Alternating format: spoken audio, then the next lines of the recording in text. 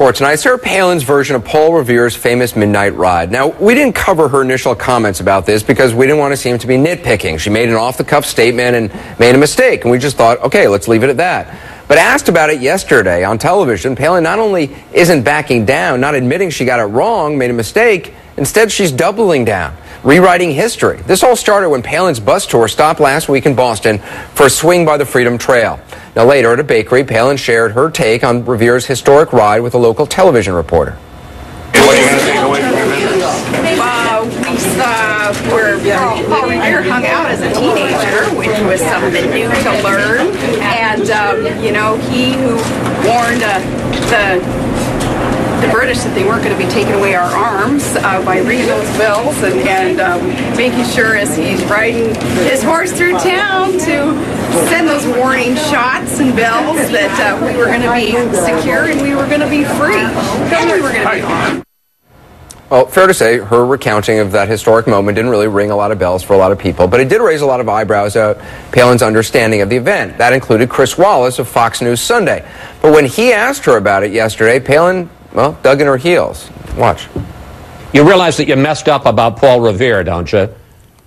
You know what? I didn't mess up about Paul Revere. Here's what Paul Revere did.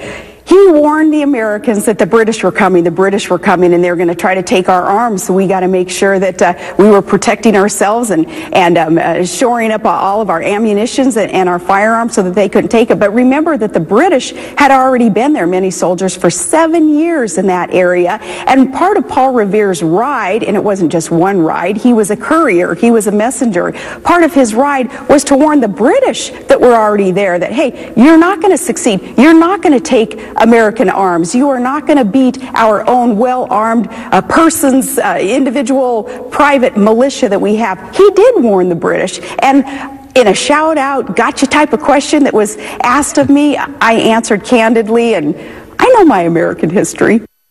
Well, we'll talk to a historian about this in a moment, but she claims she was asked a gotcha type of question, which is a statement she makes a lot. But listen again to the question she was actually asked to judge whether or not you think it's actually a gotcha question. What are you going to take away from your visit? What are you going to take away from your visit?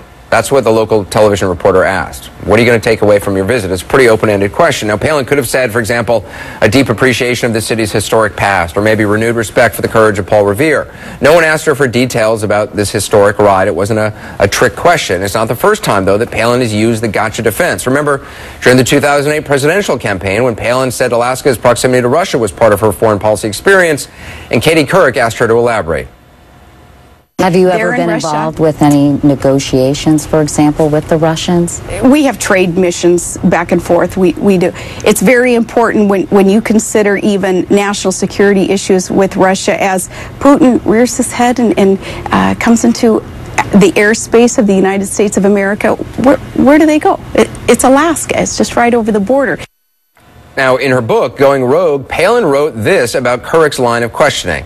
Katie's purpose, shared by most media types, seemed to be to frame a gotcha moment, and it worked. In another interview with Palin and her running mate, Senator John McCain, Couric asked Palin's response to a question about whether the U.S. should launch cross-border attacks from Afghanistan into Pakistan. The question came from a voter, not a reporter, and Palin answered yes. The problem was that her answer was at odds with McCain's statements on the issue. For Palin, this was the upshot. What did you learn from that experience? That this is all about gotcha journalism. A lot of it is, but that's okay, too.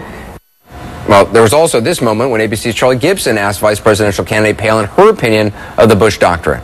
Do you agree with the Bush Doctrine? In what respect, Charlie? The Bush, well, what do you interpret it to be? His worldview? No, the Bush Doctrine, enunciated September 2002, before the Iraq War. Now, when Fox News' Bill O'Reilly asked Palin about that awkward moment, she was ready with the gotcha defense. You think that Gibson did that to demean you, to make you look stupid?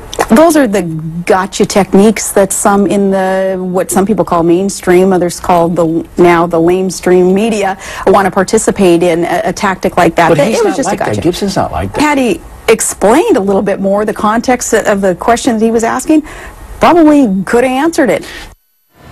All right, nearly 2 years later, now Palin's using the gotcha defense again, sticking by her version of history.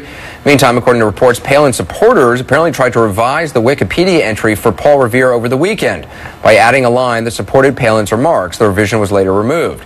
So how close